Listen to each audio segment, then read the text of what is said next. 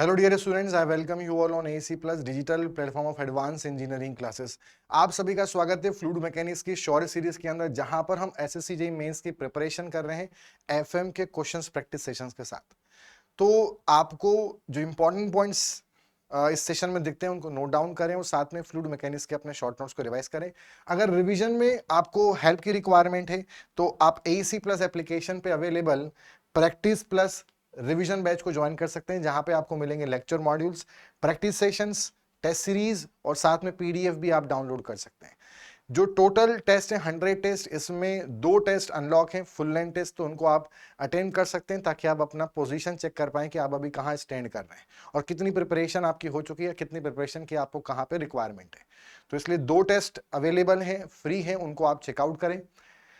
Session में आगे बढ़ेंगे। यह है हमारा फ्लूइड मैकेनिक्स का लेक्चर नंबर 6। तो टॉपिक्स है यहां पर dynamics, fluid dynamics and dimensional analysis. तो स्टार्ट करते हैं क्वेश्चन। सबसे पहला है the cavitation in the pitting can be prevented by creating which one of the following condition.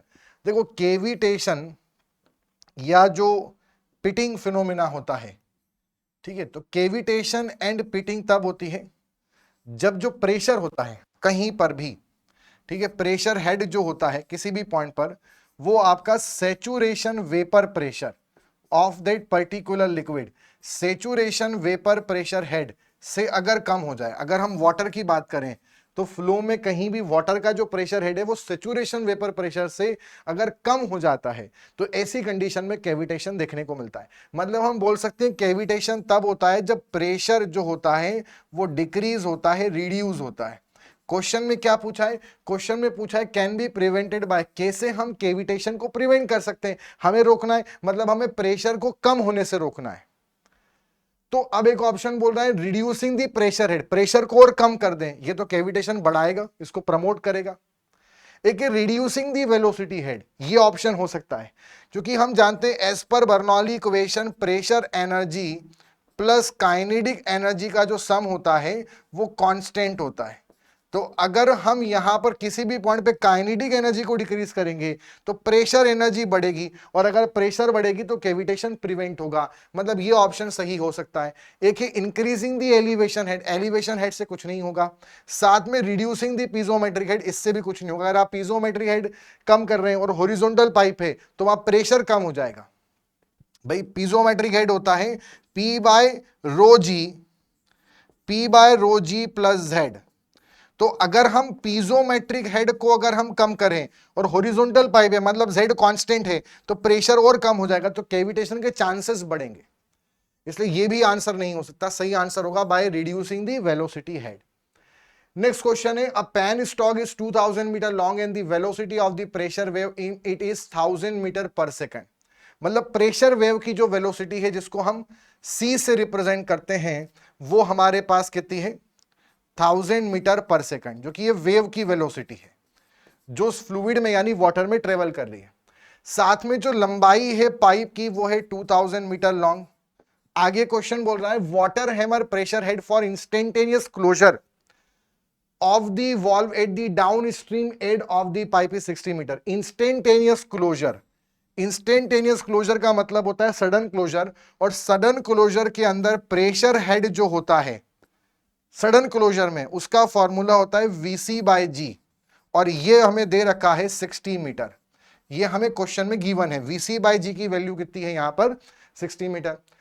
If the wall is closed in 4 second, मतलब time required to close the wall जो है, time जिसमें वो close किया गया है वो है 4 सेकंड। तो क्वेश्चन पूछ रहा है peak water hammer pressure head कितना होगा, मतलब वाटर हैमर प्रेशर हेड कितना होगा। तो पहले इसमें हमें पता करना पड़ेगा कि ये सडन है कि ग्रेजुअल क्लोजर है। अगर time required to close the valve, इसका फॉर्मूला होता है 12/c, मतलब ये हो गया 2 इंटू 2000 और डिवाइड बाय यहां पर इसकी वैल्यू आ गई 1000 सी की, वेव की वेलोसिटी जो है, तो ये आ गया हमारे पास 4 मीटर पर सेकंड।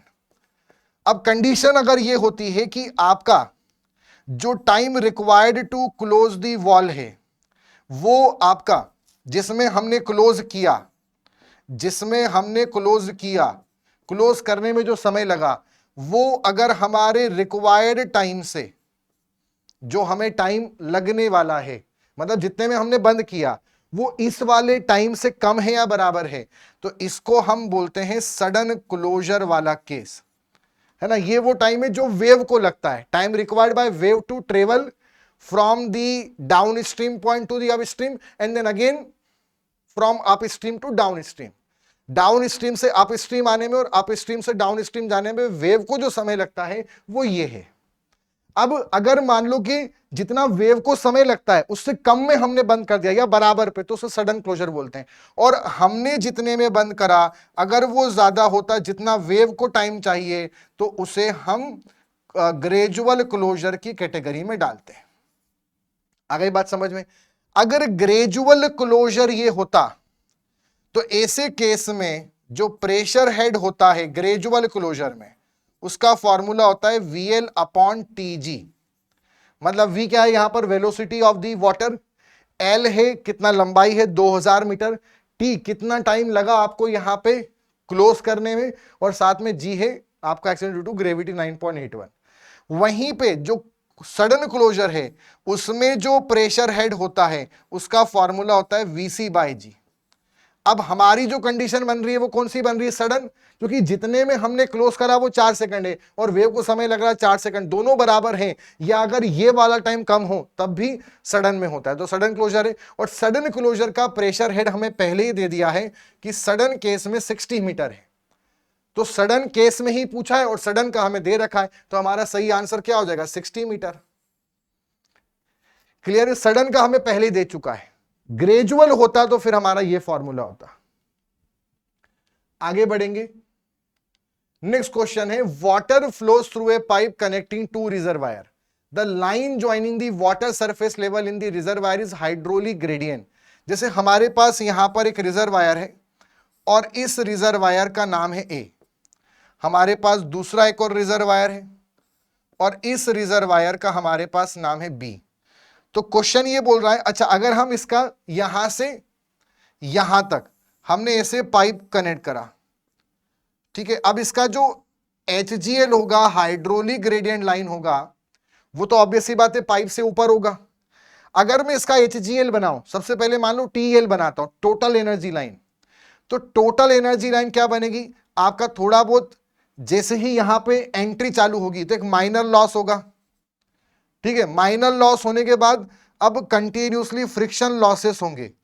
अगर यूनिफॉर्म डायमीटर पाइप है तो और कोई चेंज नहीं आएगा, और जैसे ही हमारा यहां पर एग्जिट होगा पाइप का तो एक और लॉस होगा, सडन लॉस, ठीक है। तो ये यहां पर आपका ये फाइनली जो यहां पे बना, ये हमारे पास क्या बना, total energy line, total energy line. अब मैं HGL बनाता हूं इसमें, अगर मैं HGL बनाऊंगा, HGL मान लो व्हाइट कलर से हम इंडिकेट करते हैं, तो HGL और TL के बीच का जो गैप होता है वो काइनेटिक हेड के बराबर, यहां काइनेटिक हेड होगा तो HGL जो होगा वो थोड़ा सा आपका इससे कुछ नीचे होगा, मतलब टोटल एनर्जी लॉस से नीचे होगा, और काइनेटिक जो आपका पाइप है उससे ऊपर होगा, मतलब HGL यहां कहीं लाए कर रहा है। अब स्टेटमेंट पढ़ो क्या बोल रहा है, स्टेटमेंट बोल रहा है अगर कोई रिजर्वायर से दूसरे रिजर्वायर पर हमने एक पाइप बनाया, ये पाइप में फ्लो हो रहा है और हमने एक पाइप बनाया, तो जो line joining the water surface level, मतलब वाटर सरफेस लेवल को जो लाइन ज्वाइन कर रही है यहां से यहां तक, क्या वो HGL है, नहीं, HGL तो उससे नीचे है, मतलब ये स्टेटमेंट हो गया गलत, क्योंकि लॉसेस भी होंगे ना, लॉसेस नहीं होते तब HGL वहां हो सकती थी। अगला, there will be no negative gauge pressure anywhere in the pipeline as long as the pipeline lies below HGL hydraulic gradient. ये स्टेटमेंट सही है, ट्रू स्टेटमेंट है। क्यों है समझना, आपका जो यहां पर जो HGL है वो हमेशा कहां लाए करेगा, पाइप के अंदर, जो आपका पाइप का सेंटर लाइन होता है, तो हमारे किसी भी डेटम लाइन से पाइप का जो सेंटर है, पाइप का जो सेंटर है वहां से वहां तक तो डेटम हेड होता है। अब अगर मान लो HGL उसके ऊपर लाई कर रही है, मतलब उस पॉइंट पर ऊपर लाई कर रही है, तो ये जो है ये आपका प्रेशर बता रहा है। आ गई बात समझ में। अब अगर HGL पाइप के ऊपर है, ठीक है, इसका ये मतलब है कि प्रेशर पॉजिटिव है, गेज प्रेशर है। और अगर प्रेशर जीरो कब होगा, प्रेशर कब जीरो होगा, जब HGL पाइप के सेंटर लाइन पर आ जाएगी। तो यानी नेगेटिव कब हो जाएगा, जब HGL पाइप के सेंटर लाइन के भी नीचे आ जाएगा तो प्रेशर नेगेटिव हो जाएगा। पाइप में प्रेशर जो होता है वो गेज भी हो सकता है, जीरो भी होता है, नेगेटिव यानी वैक्यूम भी होता है। पर वैक्यूम तब होगा, नेगेटिव तब होगा जब पाइप के नीचे हो। उसी पर है तो जीरो प्रेशर है, उससे ऊपर है तो पॉजिटिव है। तो ये क्या बोल रहा है कि तब तक नेगेटिव प्रेशर नहीं हो सकता जब तक कि पाइप जो है वो HGL के नीचे हो। पाइप HGL के नीचे मतलब पाइप नीचे HGL ऊपर, इसका मतलब प्रेशर कैसा है, पॉजिटिव, और तब तक नेगेटिव नहीं होगा। तो ये बात सही है, इसलिए पहला गलत है और ये गलत सही है, मतलब D will be the correct answer. A compound pipe system consists of a pipe of length 18,000 metre, एक की लंबाई 18,000 metre, and diameter 50 centimetre, diameter है 50 सेंटीमीटर। आगे एंड लेंथ L2 है 1200 मीटर, एंड डायामीटर है 40 सेंटीमीटर। अगली जो लेंथ है वो है 600 मीटर, और जो डायामीटर है वो है 30 सेंटीमीटर। हमें पूछा है इन सबको सीरीज में लगाया हुआ है। तो जो इक्विवेलेंट पाइप है जिसकी लंबाई हमें बतानी है, उसका डायामीटर हमें दे रखा है 40 सेंटीमीटर, तो उसकी लंबाई कितनी होगी। देखो सीरीज कॉम्बिनेशन में जो इक्विवेलेंट पाइप की लंबाई का फॉर्मूला होता है वो होता है डी इक्विवेलेंट की पावर 5 बराबर L1 अपॉन D1 की power 5 plus L2 upon D2 की power 5 plus L3 upon D3 की पावर 5। क्लियर। और इस इक्वेशन को हम ड्यूपिट्स इक्वेशन बोलते हैं। क्या बोलते हैं, ड्यूपिट्स इक्वेशन। इसमें जब आप सारी टर्म्स को रख दें, आपको L इक्विवेलेंट निकालना है। ये हो गया हमारे पास 50 की होल पावर 5, और यहां पर हमारे पास कितना बचेगा, ये है 40 नॉट 50।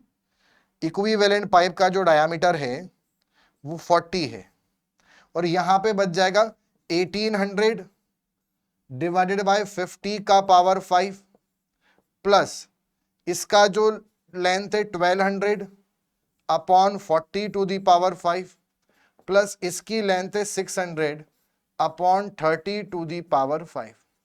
बस इसको हमें सिंप्लीफाई करना है। क्लियर है यहां तक। कितना आंसर आएगा एक बार चेक कर लेते हैं। यहां पर 1800 divided by 50 to the power 5 plus 1200 into 40 to the power 5 plus 600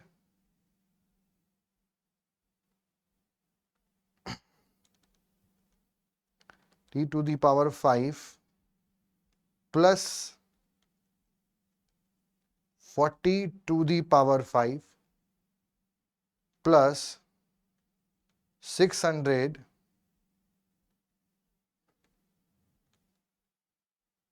30 to the power 5 into में 40 टू दी पावर 5, यह आ गया 4318.21। मतलब जो इक्विवेलेंट लेंथ का जो लेंथ आ गई पाइप की वो है 4318.21। ठीक है, तो आंसर क्या हो जाएगा हमारे पास 4318, 4318, 318 मतलब इसका जो आंसर होगा लगभग 4300 हम मान सकते हैं। 400 तो बहुत ज्यादा हो जाएगा दूर, तो A will be the correct answer. अच्छा, इसमें ये भी ध्यान रखना इक्विवेलेंट पाइप क्या होता है। तो equivalent pipe, what is an equivalent pipe.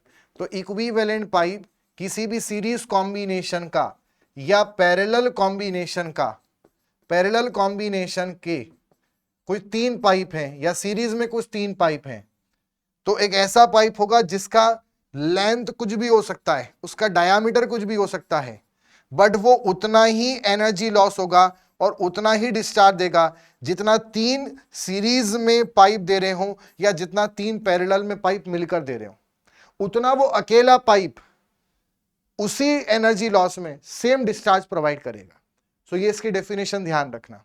और पैरेलल कॉम्बिनेशन में अगर डायामीटर सेम हो इक्विवेलेंट पाइप की और बाकी सारे पाइप का भी डायामीटर सेम हो, यहां पर लंबाई सेम हो, डायामीटर नहीं, अगर लंबाई सेम हो L1, L2, L3 पैरेलल में, तो जो इक्विवेलेंट पाइप के डायमीटर का फॉर्मूला है वो n⁵ इंटू डी, जहां पर n जो है वो है नंबर ऑफ पाइप्स जो पैरेलल में कनेक्टेड है, और इसमें डिस्चार्ज भी सब में सेम मान के चला जा रहा है।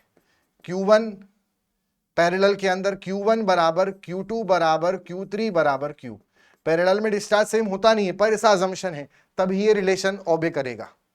तो डी इक्विवेलेंट बराबर n⁵ इंटू डी। और अगर ये ना हो तो फिर आप उसमें क्या करना, एनर्जी लॉस जो है इक्विवेलेंट पाइप का और बाकी किसी भी पाइप का, एनी पाइप, उसको इक्वेट कर देना, उससे आप सॉल्व करना। अगर डायमीटर डिस्चार्ज अलग अलग हो तो फिर आप खुद से उसमें निकालना, और अगर डिस्चार्ज सेम दे रखें सारे पाइप में तो फिर डायरेक्टली आप ये रिलेशन लगा सकते हैं। Next is maximum pressure rise due to water hammer in a pipeline. Maximum pressure rise कितना होगा water hammer in a pipeline, area of the pipe वगैरह वगैरह, ठीक है। तो इसमें आप जानते हैं कि जो प्रेशर हेड है, प्रेशर हेड जो है इसका फॉर्मूला है एक तो VC/G, ठीक है। किस में है ये फॉर्मूला, सडन क्लोजर में, और ग्रेजुअल क्लोजर में प्रेशर हेड का जो फॉर्मूला है वो है VL के अपॉन में TG।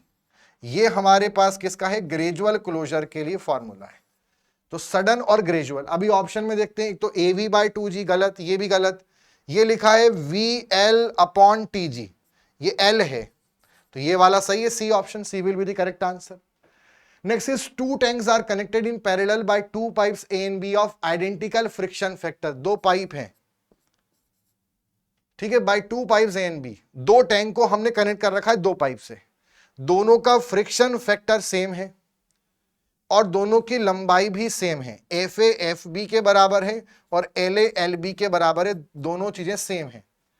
Size of the pipe A is double that of pipe B, size बोला है मतलब डायामीटर, A का कितना है, डबल है B का, तो बोल रहा है उनका डिस्चार्ज कितना होगा। अब अगर दोनों पाइप पैरेलल में है तो पैरेलल में आप जानते हैं, अभी आपको बताया था, एनर्जी लॉस पैरेलल में क्या होता है, सेम होता है, हेड लॉस।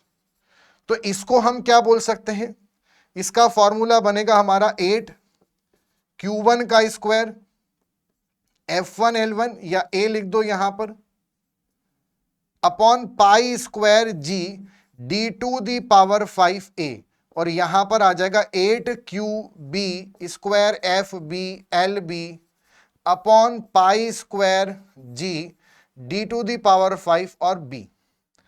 अब यहां पर अगर हम देखें तो पाई स्क्वायर G कांस्टेंट है, 8 कांस्टेंट है, कैंसल, फ्रिक्शन फैक्टर, लंबाई सब कुछ सेम है, डिस्चार्ज का रेशियो पूछा है, तो चूंकि A और B में रिलेशन दिया है तो डिस्चार्ज भी हम A/B वाला बताएंगे।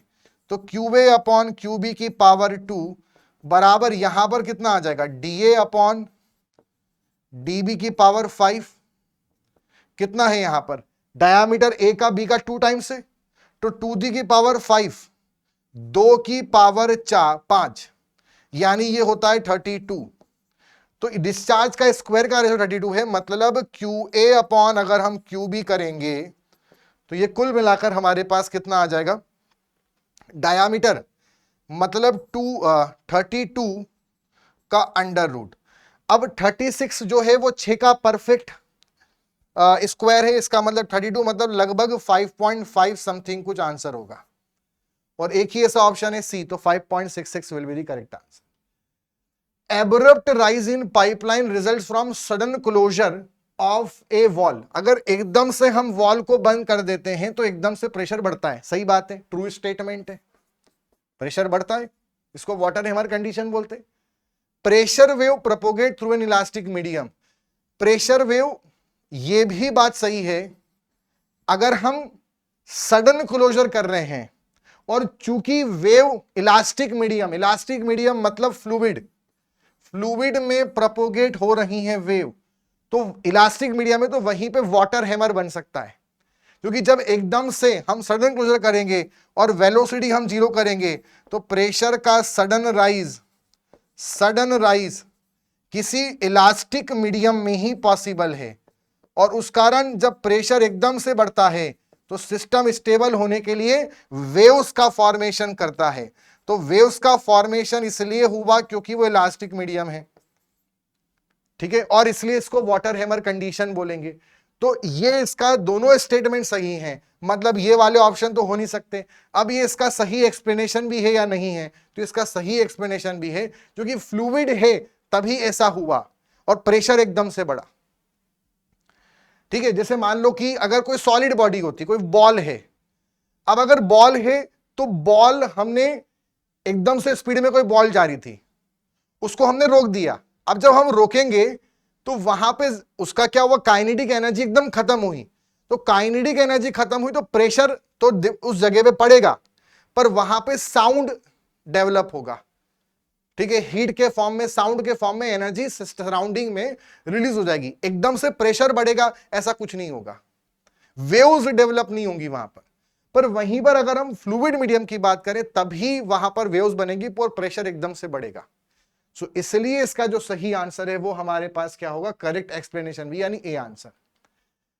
विच one of the following phenomena in a pipe flow is termed as water hammer? किस कंडीशन को हम वाटर हैमर बोलते हैं पाइप फ्लो के अंदर? पहला ऑप्शन है sudden rise of pressure in a long pipe due to sudden closure of the valve, एकदम से वॉल बंद करने पर प्रेशर बढ़ना, हो सकता है सही हो। The rise of pressure in pipe flow due to gradual closure, gradual closure में खास वाटर हैमर देखने को नहीं मिलेगा। The rise of negative pressure, negative pressure से वो सिफोनिक कंडीशन होती है, यहां पे नहीं, जीरो प्रेशर नहीं, तो सही आंसर फिर ए होगा। Next is what is the energy loss through a length of pipe from which all the discharge is taken out uniformly along its length with respect to the case when all the discharge is delivered to the end? बहुत ही प्यारा question है। एक हमारे पास pipeline है,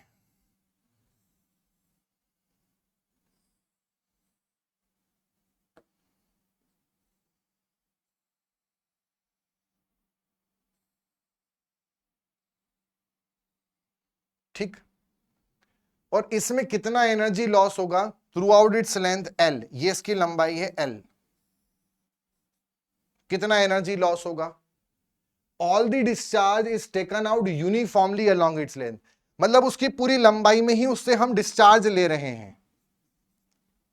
अगर uniformly हम उससे discharge ले रहे हैं, मतलब कि यहां पर आते आते अगर डिस्चार्ज डायग्राम देखें और मतलब लीकेज हो रहा है मान लो यहां से अलोंग द लेंथ, और यूनिफॉर्म वेरिएशन है, तो यहां डिस्चार्ज कितना बचेगा, जीरो, और यहां डिस्चार्ज कितना होगा, क्यू, ठीक है। मतलब हम ये बोल सकते हैं कि इसमें एल लेंथ में कितना डिस्चार्ज का लॉस हुआ, क्यू का लॉस हुआ। तो पर मीटर लेंथ कितना लॉस हुआ, Q upon L, Q upon L, इतना हमारे पास लॉस हुआ। एक मीटर में इतना लॉस हुआ। तो अगर मान लो हम यहां पर एक कोई पर्टिकुलर पॉइंट ले लेते हैं और एक्स दूरी की बात करें, तो एक्स दूरी में कितना लॉस हुआ, एक्स दूरी में जो हमारे पास लॉस हुआ है वो है Q upon L into x, और यही हमारा क्या होगा इसमें, एनर्जी लॉस, इतना हमारा लॉस हुआ है Q upon L into X. अब आगे बोला है कि with respect to the case, ये तो इतना लॉस हो गया तब, पहली condition, with respect to the case when all discharge is delivered to the end, मतलब प्रॉपर जितना डिस्चार्ज यहां से गया उतना डिस्चार्ज यहां पे मिल गया, ये दूसरा केस है, तब कितना एनर्जी लॉस होता है। तो जब जितना पूरा लॉस हमें वहां मिल जाता है, ठीक है, वहां से वहां तक जितना मिल जाता है, ठीक है, इसमें ये जो है ये हमारा एनर्जी लॉस नहीं बनेगा, ये हमारा इतना डिस्चार्ज का लॉस है, ठीक है, लॉस इन डिस्चार्ज। अगर हमारा यहां पे डिस्चार्ज क्यू था और डिस्चार्ज यूनिफॉर्मली चलता गया पूरी लंबाई में, तो यहां जीरो बचा, तो यानी कि कितना लॉस हुआ, एल मीटर में क्यू का लॉस हुआ, तो एक मीटर में कितना हुआ, क्यू बाय एल डिस्चार्ज होगा। तो एक्स मीटर में डिस्चार्ज कितना होगा, एक्स मीटर में जो हमारे पास डिस्चार्ज अवेलेबल होगा एल एक्स मीटर में, जो डिस्चार्ज अवेलेबल होगा वो इतना होगा, लॉस अभी हमें इसमें निकालना पड़ेगा। अब अगर कंप्लीट डिस्चार्ज गया हो तो एनर्जी लॉस का फॉर्मूला हमें पता है, तो एनर्जी लॉस का फॉर्मूला होता है 8q² FL upon pi square g d to the power 5। ये तो सेकंड केस का हो गया जो जनरली हम जानते हैं। अब अगर मान लो कि इस तरह से हो रहा है पहली कंडीशन में, तो एनर्जी लॉस कितना होगा x लेंथ में। मान लो हम यहां पे छोटा सा एक एलिमेंट ले लेते हैं और इस एलिमेंट में यहां पर हमारे पास डिस्चार्ज कितना है, ये dq, और dq हमारे पास कितना है इस x दूरी में, ये छोटी सी डिस्टेंस में, डिस्टेंस को हम dx मान लेते हैं। इस dx डिस्टेंस में एक पाइप के छोटे से सेक्शन में जो यहां से x दूरी पर है, इसमें कितना डिस्चार्ज है हमारे पास dq, और वो कितना है q/l इंटू x। फिर से एक बार समझते हैं, एक पाइप है उसमें पूरी लंबाई l में यूनिफॉर्मली डिस्चार्ज खत्म हो गया, तो वहां कितना पहुंचा 0, यहां कितना था q। तो अगर l मीटर में q गया तो 1 मीटर में कितना है q/l, मतलब x मीटर में कितना होगा qx/l। मतलब अगर x मीटर दूर एक छोटा सा हमारे पास सेक्शन है तो उसमें डिस्चार्ज कितना होगा qx/l। तो हमें बताना है कि इसमें टोटल कितना हमें लॉस मिला ऐसा होने पे, टू दी कंडीशन रेशो बताना है, टू दी कंडीशन व्हेन आपका नॉर्मल जो कंडीशन होती है कि जितना डिस्चार्ज यहां से गया उतना पूरा वहां पहुंचा, तो उस केस में एनर्जी लॉस हमें इतना पता है डार्सी-वेईसबैक से। हमें इस केस का निकालना है कि इस केस में कितना लॉस हुआ होगा। तो हम एक काम करते हैं, हमारे पास एनर्जी लॉस का जो फॉर्मूला होता है वो होता है 8q² FL upon pi square g d to the power 5। इसको हम बोल सकते हैं 8 पाई स्क्वायर जी को सॉल्व करें तो ये कुछ 12.1 आता है, 12.1 q² FL upon d to the power 5। अब उस एलिमेंट में कितना हेड लॉस हुआ होगा, उस एलिमेंट में हुआ होगा DHF, मतलब इतने से डिस्चार्ज से कितना लॉस हुआ, सो इतने से हुआ होगा 12.1 इंटू DQ का स्क्वायर इंटू F, लंबाई है उतने जरा से सेक्शन की dx, और अपॉन में वो आ गया d टू दी पावर 5। ठीक, इसमें हम रख देंगे तो DHF की वैल्यू हमारे पास कितनी बनेगी 12.1 upon d to the power 5 into F, लंबाई है उसकी dx, और small discharge q² upon l², q² upon l², ये हमारा डिस्चार्ज था। पर हमें यहां पर उस जरा से सेक्शन में कितना लॉस हुआ वो नहीं निकालना है, पूरी लंबाई में कितना हुआ, तो हमें टोटल लॉस निकालना है। टोटल निकालना है तो इस छोटे से वाले का हम इंटीग्रेशन कर देंगे 0 से l में। जब इंटीग्रेशन करेंगे 0 से l में तो 12.1 बाहर कांस्टेंट है, f बाहर कांस्टेंट है, d to the power 5 constant है बाहर, और l² बाहर ये भी कांस्टेंट है, q² बाहर ये भी कांस्टेंट है। अंदर बचेगा x² का इंटीग्रेशन। x² का इंटीग्रेशन अगर हम करेंगे dx के रिस्पेक्ट में तो ये हमारे पास बन जाएगा x³ 3, मतलब 12.1 into f into q² upon में यहां पर ये आ जाएगा l³ क्योंकि x² का इंटीग्रेशन होता है x³ और यहां पर बना l² D to the power 5।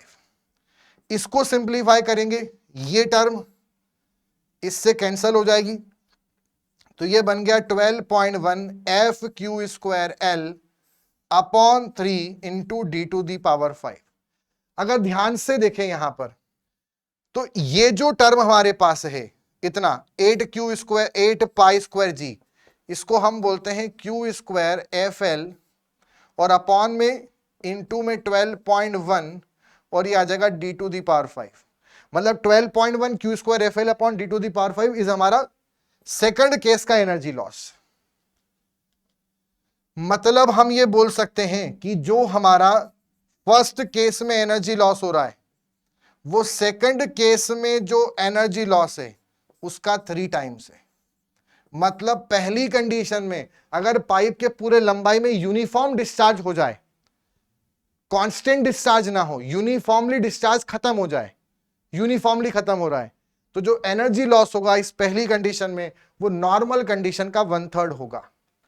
सो सही आंसर होगा बी ऑप्शन 1/3। बड़ा अच्छा कॉन्सेप्ट वाला क्वेश्चन था, और ऐसे क्वेश्चन, ऐसी वैरायटी अगर आपने पहले नहीं पढ़ी हो तो ऐसे क्वेश्चन को आप सॉल्व नहीं कर सकते। और इसको पावर कंजप्शन वाला हमने जो पढ़ा है मैक्सिमम पावर, उससे रिलेट मत करना। अगला क्वेश्चन है, the in siphon system employed for carrying water from a reservoir A at a higher elevation to another reservoir B at lower elevation. मतलब यहां पर हमारे पास एक रिजर्वायर है ए और यहां पर एक और रिजर्वायर है बी, और बीच में आ गया कोई ऑब्स्ट्रक्शन, और इसमें हमने यहां से यहां तक एक पाइप लगाया, और इस पाइप की जो हमारे पास टॉप मोस्ट पॉइंट होता है उसको हम समिट पॉइंट बोलते हैं, टॉप मोस्ट पॉइंट को, और इस पाइप को हम साइफन पाइप बोलते हैं। तो ये बोल रहा है यहां पर कि जो प्रेशर समिट पर होगा, मतलब समिट पर जो प्रेशर होता है वो क्या होगा, तो equal to the pressure at water surface at A, मतलब ए के प्रेशर के बराबर होगा। देखो ए पे जो प्रेशर होगा वो होगा एटमॉस्फेरिक प्रेशर, बी पर जो प्रेशर होगा ओपन टू रिजर्वायर है, ओपन टू एटमॉस्फेयर, यहां भी एटमॉस्फेरिक होगा, है ना। इसकी जो हाइट है वो अगर h है तो समिड पॉइंट पर जो प्रेशर हेड होता है P/ρg जो होता है, या जो प्रेशर होता है समिड पॉइंट पर, it is equal to atmospheric pressure minus ρg into h।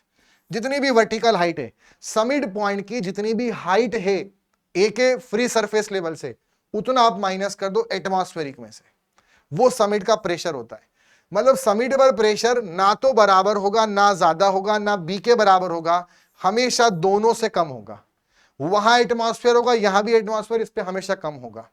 और यह भी याद रखना है कि अगर समिड पॉइंट का जो प्रेशर हेड है वो अगर वेपर प्रेशर से कम हो गया, वेपर प्रेशर हेड से कम हो गया, तो आपका यहां पर केविटेशन हो जाएगा, केविटेशन हो जाएगा। सो अगर हमें केविटेशन को अवॉइड करना है तो समिड पॉइंट पर जो प्रेशर है वो आपका वेपर प्रेशर हेड से ज्यादा होना चाहिए, बराबर भी नहीं होना चाहिए। क्या होना चाहिए? ज्यादा ही होना चाहिए। और इसके लिए जो ये हाइट है ये वाली should not be more than 7.6 metre head of water. ये जो हाइट है ये 7.6 मीटर से ज्यादा नहीं होना चाहिए। अगर पाइप में वाटर जा रहा है तो ये 7.6 से ज्यादा नहीं होना चाहिए। अगर हुआ तो जो सेचुरेशन, जो समिट पर प्रेशर है वो वेपर प्रेशर से कम हो जाएगा और केविटेशन स्टार्ट हो जाएगा। Next is 3 pipes ABC have the following basic geometry. सबकी सेम ज्योमेट्री दे रखी है क्वेश्चन में। If this pipe are connected in series, series में लगे हुए हैं, फ्रिक्शन फैक्टर सेम मान लो सभी में, इक्विवेलेंट पाइप कॉन्सेप्ट है, sets of pressure in series equivalent to a pipe of length LE and diameter D and friction factor F with equivalent LE equal to, LE पूछ रहा है, series combination, ड्यूपिट्स equation हमें पता है, equivalent pipe का diameter D दे रखा है, यहां आ जाएगा L1 upon D1 to the power 5, L2 upon D to the power 5, L3 upon D to the power 5। यहां पर इक्विवेलेंट पाइप निकालना, ये हो जाएगा D टू दी पावर 5। अंदर क्या बचेगा? L1 ये है L upon D to the power 5 plus L2 की लंबाई भी L है और वो है D/2 की पावर 5, मतलब D की पावर 5 और 2 नीचे है, 2 की पावर 5, मतलब यहां आ जाएगा 32 प्लस ये है L और अपॉन में इसमें है ये 4L है, तो यहां 4 हो जाएगा और नीचे आ जाएगा 2D की पावर 5, मतलब D की पावर 5 तो आएगा, साथ में 2 की पावर 5, मतलब हो जाएगा 32। अब यह आ जाता है 4 8 जा 32। इसको सॉल्व करेंगे तो L इक्विवेलेंट बराबर D टू दी पावर 5, सब में से नीचे D टू दी पावर 5 बाहर निकाल लेंगे, साथ में L भी निकाल लेंगे। अंदर क्या बचेगा? 1 प्लस एक बचेगा 32 और एक बचेगा 1/8, तो ये कितना आ जाएगा? 33 प्लस 1/8। तो इसको हम ऐसा बोल सकते हैं, ये इससे कैंसल, मतलब हम बोल सकते हैं इक्विवेलेंट बराबर 33 सही 1/8 into L। This is the answer, और 33 सही 1/8 will be the D option. So D will be the correct answer.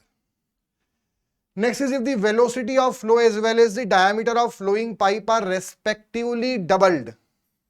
अगर वेलोसिटी को डबल कर दिया हमने और डायामीटर को डबल कर दिया फ्लोइंग पाइप के, तो हेड लॉस में क्या फर्क पड़ेगा? हेड लॉस पूछा है, पाइप की बात है, डार्सी फॉर्मूला लगा देंगे। डार्सी फॉर्मूला बोलता है, इसका फॉर्मूला होता है FL_V²/2GD। तो इस अकॉर्डिंग अगर हम देखें तो यहां पर अगर हम इसको डबल करेंगे वेलोसिटी को, तो 2 2 4 हो जाएगा V²/D।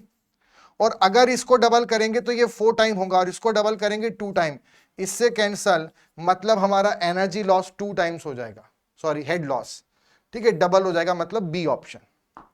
वहीं पर यह भी ध्यान रखना, अगर आपसे पूछा एनर्जी लॉस डिस्चार्ज की कितनी पावर पे डिपेंड करता है, तो 1। दूसरा जो पावर कंजम्पशन है, पावर लॉस वो पाइप में कितने डिस्चार्ज की पावर 2 पे डिपेंड करता है, और एनर्जी लॉस पाइप के अंदर डायामीटर की पावर 4 पे डिपेंड करता है। तो ये इसमें ध्यान रखें। और एनर्जी लॉस वेलोसिटी की पावर 1 पे डिपेंड करता है, जो कि यहां पे डिस्चार्ज है, वो डिस्चार्ज होता है वेलोसिटी इनटू एरिया। अभी हमसे पूछा है वेलोसिटी और डायमीटर के बारे में, तो V²/D, ये क्वेश्चन हम लगा देंगे, सही आंसर क्या आ जाएगा? 2। Next is the total energy line and hydraulic gradient line for a pipe flow cannot intersect each other. सही बात है, ट्रू स्टेटमेंट। अगर दोनों का जो डिफरेंस है, टोटल एनर्जी लाइन और जो HGL है, दोनों का जो डिफरेंस होता है वो काइनेटिक हेड होता है। अगर दोनों इंटरसेक्ट कर गई, मतलब काइनेटिक हेड 0 हो गया, इसका मतलब फ्लो तो स्टॉप हो जाएगा ना, फ्लो सीजेस, फ्लो खत्म हो जाएगा। ये क्या बोल रहा है? फ्लो अगर है, फ्लो हो रहा है मतलब काइनेटिक हेड है, मतलब दोनों इंटरसेक्ट नहीं कर सकते, सही बात है। The vertical difference between this two line must be equal to velocity head. और ये बात भी सही है, उनका जो डिफरेंस है वो काइनेटिक हेड होता है।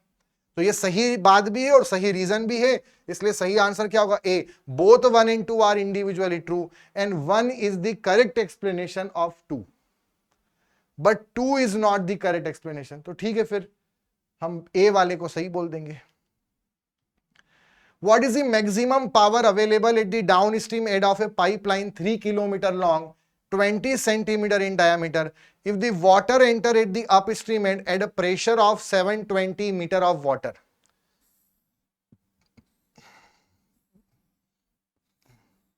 हमारे पास एक पाइप है, इस पाइप की जो लंबाई है 3 किलोमीटर लॉन्ग, ठीक है, यहां पे साइड में हम लिख देते हैं।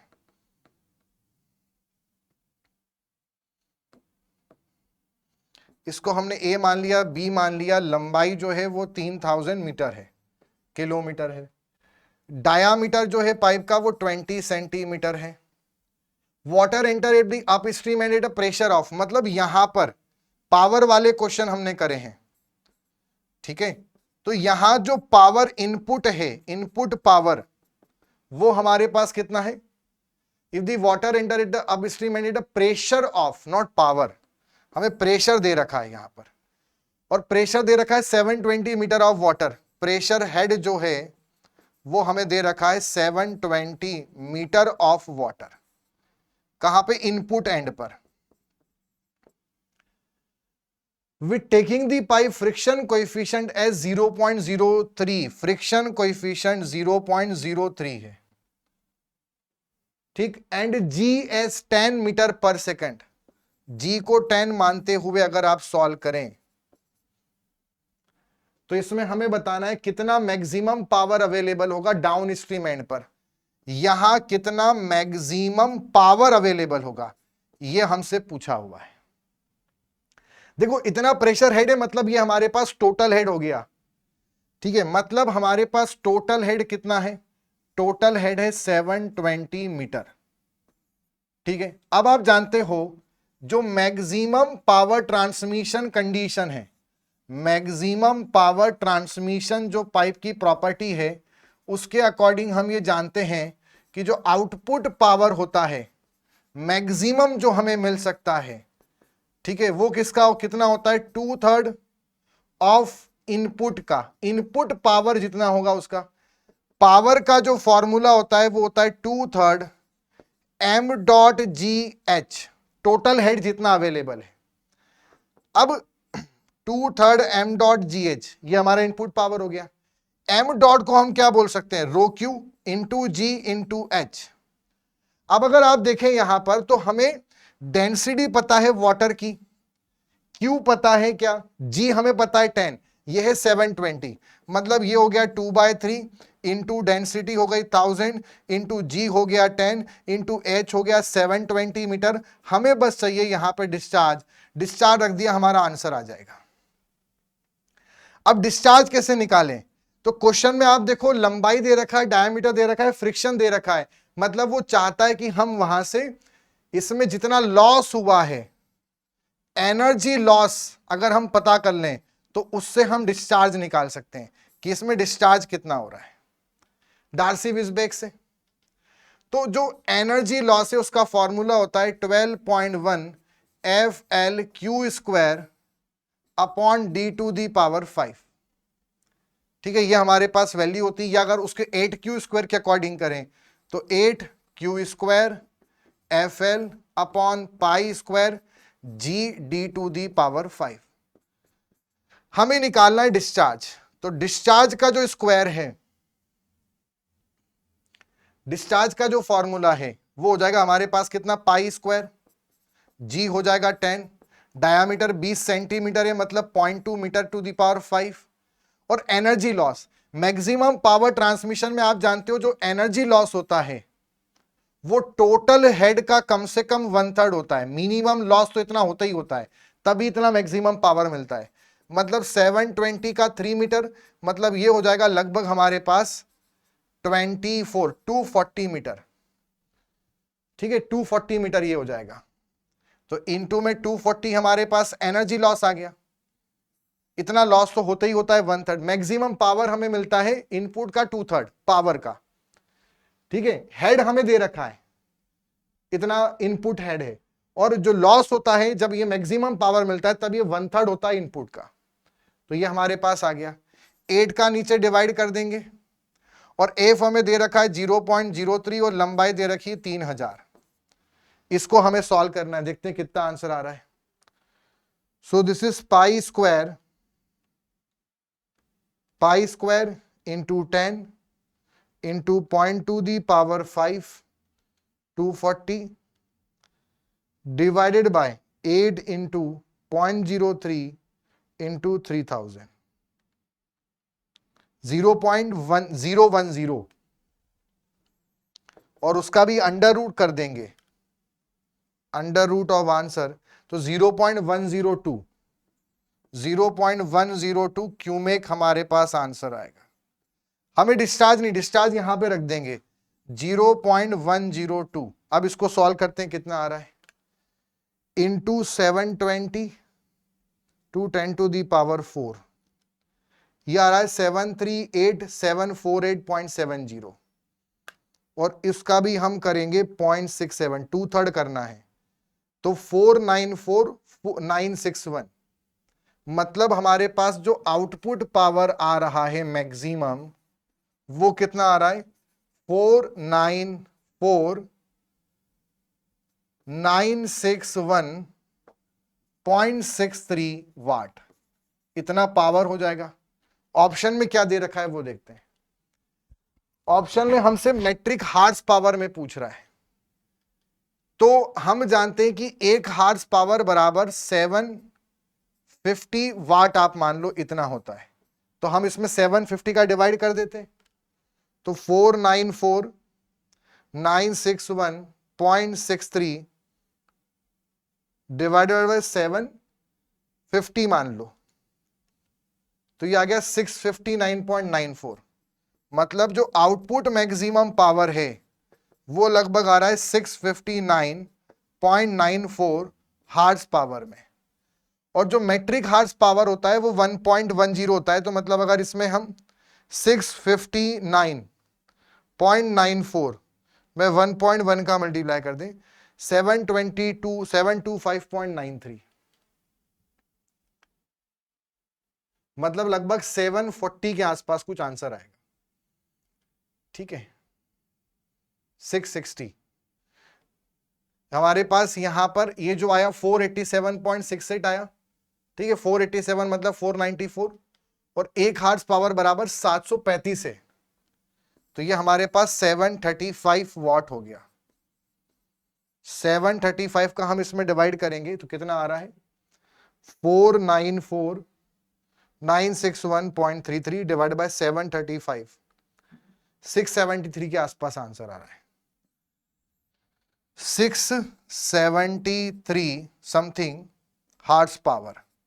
मैट्रिक हार्स पावर थोड़ा सा और ज्यादा होगा, 1.1 समथिंग, तो लगभग हमारा आंसर जो होगा 650 या 670 के आसपास, जो कि डी ऑप्शन है। So D will be the correct answer, ठीक है। क्वेश्चन आपको समझ में आया। इतना हमें टोटल हेड दे रखा था 720, आउटपुट मैक्सिमम पावर पूछा है, वो होता है 2/3 ऑफ इनपुट, तो m डॉट जी रो क्यू जी और कैपिटल एच दे रखा है, क्यू चाहिए था, तो एनर्जी लॉस जो होता है वो 1/3 होता है जब मैक्सिमम आउटपुट पावर मिलता है, तो हमने एनर्जी लॉस 720 का 1/3 किया, उससे हमने डिस्चार्ज निकाल लिया बस। अगला है, इसको हमें लिस्ट को मैच करना है। जो थॉमा नंबर है वो केविटेशन से संबंधित है। कौन सा नंबर, थॉमा नंबर, मतलब B option matches with the 3, B matches with the 3, B matches with the 3 मतलब ये दो ऑप्शन तो खत्म हो गए, अब बचे ये। मैक नंबर रॉकेट से संबंधित है, A is 2 मतलब बी सही है। चेक कर लेते हैं, रेनॉल्ड नंबर सी का 5 मोशन ऑफ सबमरीन, ठीक है, और डी का जो है वो है 4, वेबर नंबर का 4 मतलब कैपिलरी, ये भी सही है। Weber number surface tension phenomena, तो capillary action. Waves in an ocean, इसमें रेनॉल्ड नंबर भी आ सकता है और साथ में इसमें फ्राउड नंबर भी आ सकता है, ठीक है। चलो, तो सही आंसर होगा बी ऑप्शन, ठीक है। रेनॉल्ड नंबर कहां कहां पे आता है, fully submerge body, submarine, aeroplane, automobiles, ठीक है, रेनॉल्ड नंबर, और क्लोज्ड पाइप्स के अंदर। मैकलॉ कहां पे आता है, plane, under water, aerodynamic, missiles, rocket, water hammer problem, Mach law. Weber कहां पे आता है, droplet, jet, capillary movement, capillary waves. Thoma number cavitation में काम आता है। आइलर नंबर आता है pressure distribution on sea water ship, model of aerofoils, fan blade, water hammer, और cavitation is likely to take place. Froude law ये कहां पे आता है, open channel, flow over, spillway, flow of liquid, surface wave, wave resistance. अगला है अ model of weir, ये dimensional analysis पे क्वेश्चन है। अ model of a weir made to horizontal scale of, weir मतलब डिस्टॉर्टेड मॉडल कॉन्सेप्ट, तो LRH हो गया 1/40, और वहीं पर वर्टिकल स्केल मतलब LRV हो गया 1/9। आगे बोल रहा है कि डिस्चार्ज आपका मॉडल का है 1 लीटर पर सेकंड, 1 लीटर पर सेकंड, तो प्रोटोटाइप का डिस्चार्ज कितना होगा। देखो इसमें आप समझना, यहां पर फ्राउड मॉडल लॉ यूज करते हैं, और फ्राउड मॉडल लॉ के अकॉर्डिंग होता है जो वेलोसिटी स्केल रेशियो होता है वो √LRV होता है, ठीक है, क्योंकि V upon V velocity in model upon √G into y बराबर VP upon √G/P। Gravity cancel हो जाएगा, तो Vm अपॉन VP मतलब वेलोसिटी स्केल रेशियो बराबर √depth of model upon depth of prototype, तो वो LRV होगा।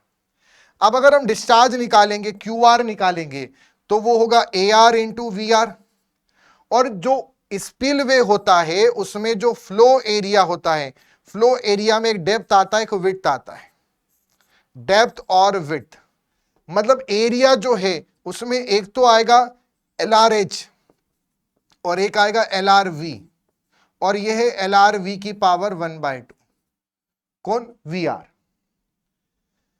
ठीक, क्योंकि एक तो विड्थ आ रही और एक डेप्थ आ रही, तो विड्थ मॉडल, विड्थ प्रोटोटाइप मतलब LRH और डेप्थ मतलब LRV। तो यहां पर हमें इसको रखेंगे तो QM अपॉन QP, LRH की वैल्यू कितनी है 1/40, LRV की पावर ये हो जाएगा 3/2 मतलब 1/9 की पावर 3/2। अब हमें क्या चाहिए, हमें तो QP चाहिए, तो हम QP को उधर भेजेंगे, और QM है 1 लीटर पर सेकंड, उसमें हम मल्टीप्लाई कर देंगे 40 का, 9 की पावर 3/2 कितना होगा, 9 का रूट होता है 3 और 3 की पावर 3 मतलब 27, ये होता है 27, मतलब 27 इंटू 40 करना है, 27 इंटू 40 या क्या 1080, उसमें 1000 का डिवाइड कर दो तो आ गया ये 1.08 क्यूबिक मीटर पर सेकंड, ये हमारा डिस्चार्ज आ गया किसमें, प्रोटोटाइप में। ठीक है, अच्छा लीटर पर सेकंड में पूछा है तो लीटर पर सेकंड में 1080 लीटर पर सेकंड होगा, 1080 लीटर पर सेकंड, यानी C option. Next is water having kinematic viscosity of 0.01 stokes flow at a velocity of 2 metre पर सेकंड इन ए पाइप, एक पाइप में ऐसा फ्लो हो रहा है, ऑफ 15 सेंटीमीटर डायामीटर। ठीक है, for a dynamic similarity the velocity of the oil, ठीक है, ऑफ काइनेमेटिक, अब ऑयल है तो ऑयल की जो काइनेमेटिक है वो है 0.03 स्टॉक, सेम डायामीटर, मतलब डायामीटर यहां पर भी हमारा सेकंड केस में 15 सेंटीमीटर है। ठीक है, हमें क्या बताना है इसमें, वेलोसिटी बतानी है अगर डायनामिक सिमिलरिटी है तो जो काइनेमेटिक है पाइप केस है, इसके अकॉर्डिंग हमें रेनॉल्ड मॉडल लॉ लगाएंगे, तो रेनॉल्ड नंबर इन मॉडल बराबर रेनॉल्ड नंबर इन प्रोटोटाइप। इसका फॉर्मूला क्या होता है, वीडी के अपॉन में न्यू इन फर्स्ट कंडीशन बराबर वीडी के अपॉन में new in second condition. Diameter तो सेम है और सेकंड केस मतलब ऑयल वाले केस में हमें वेलोसिटी निकालनी है, तो इसका क्या फॉर्मूला होगा, velocity in case of pipe वो कितना है 2 मीटर पर सेकंड, जब वाटर फ्लो हो रहा है, दोनों केस में पाइप है बट यहां वाटर है और यहां ऑयल है, तो वाटर की वेलोसिटी अपॉन उसकी काइनेमेटिक विस्कोसिटी वो कितना है 0.01 इनटू ऊपर आ जाएगी ऑयल की, वो कितनी है 0.03, डायामीटर सेम है तो वेलोसिटी आ जाएगी ऑयल वाले केस में, इसको इससे डिवाइड करेंगे 3 बचेगा, 3 2 6, मतलब ऑयल में जो वेलोसिटी है वो आ जाएगी 6 मीटर पर सेकंड, 6 मीटर पर second will be the correct answer, तो D will be the correct answer.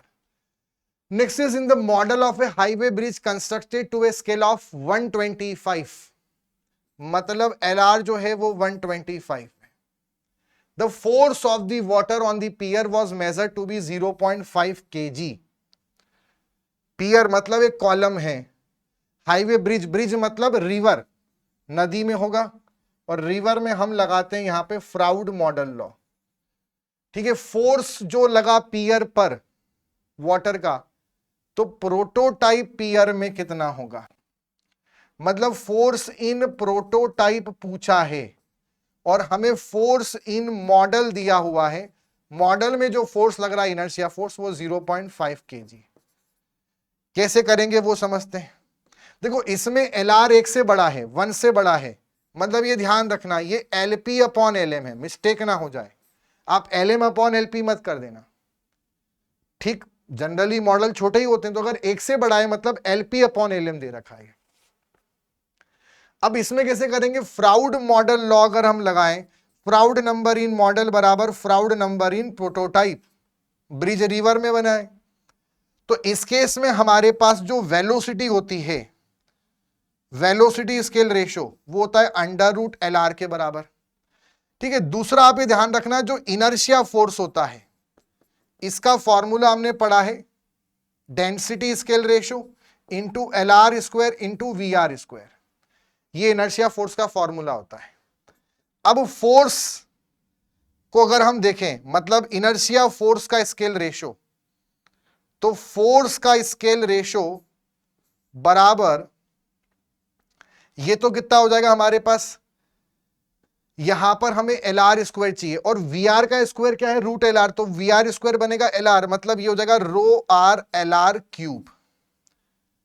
अब इसमें भी वाटर है इसमें भी वाटर है, सब सेम मानना पड़ेगा, तो रो आर जो है डेंसिटी स्केल रेशो तो 1 हो जाएगा, मतलब हम ये बोल सकते हैं फोर्स इन प्रोटोटाइप हमें निकालना है बराबर इनर्शिया फोर्स इन मॉडल बराबर लेंथ स्केल रेशो कितना है 125 की पावर 3। इसको सिंप्लीफाई करेंगे तो Fp बराबर ये कितना है 0.5 kg इंटू 125 की पावर 3, तो 125 टू दी पावर 3 इंटू 0.5, ये आ जाएगा 976,562।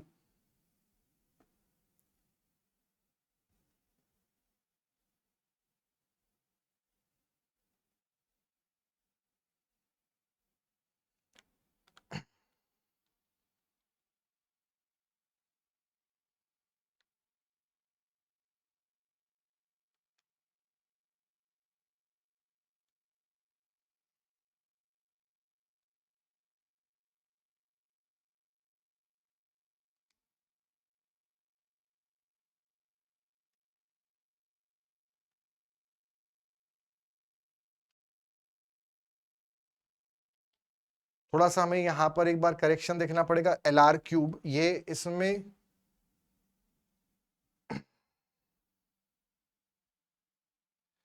ये जो है ये इसमें है 1:25।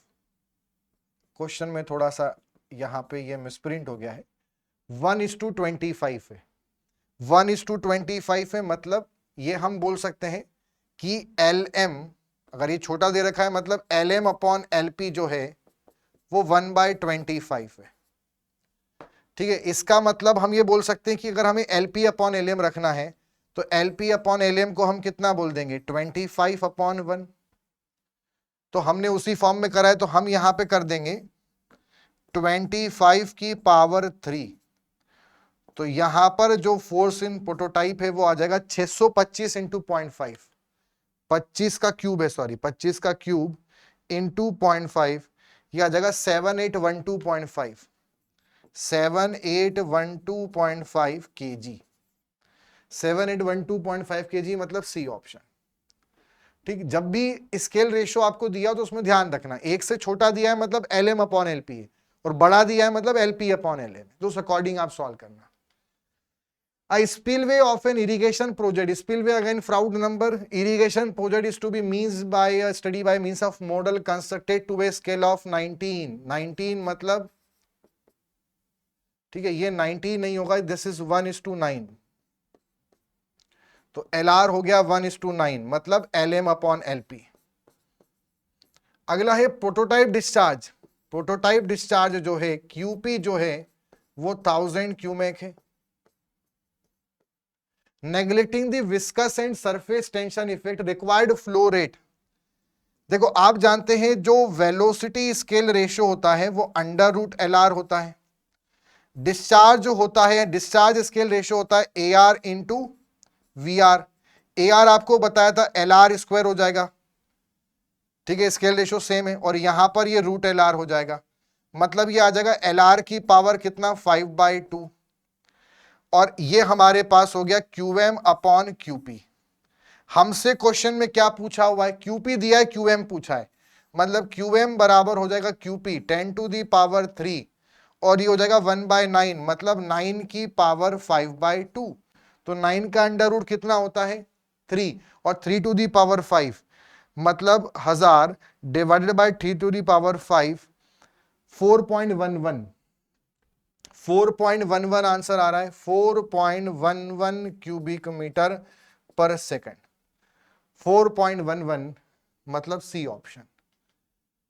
Next is the distorted model use in the hydraulic studies are those with, distorted model कौन से हैं हाइड्रोलिक स्टडीज में जिनको यूज करते हैं, have exaggeration of the vertical and horizontal scale, are not geometrically similar, have same vertical and horizontal ratio, have same Froude number। इसका सही answer है are not geometrically similar।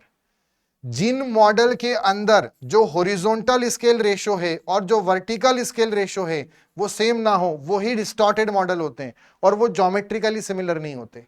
और ये कहां कहां पे हम यूज करते हैं, रिवर में यूज करते हैं, वियर में यूज करते हैं, अगर कोई डैम बड़ा है वाइड रिवर पे बड़ी सी नदी में वहां इसको यूज करते हैं, हार्बर प्रॉब्लम में इसको यूज करते हैं, इन सब केसेस में हम डिस्टॉर्टेड मॉडल ही जनरली बनाते हैं। ठीक, तो इसका सही आंसर है बी ऑप्शन।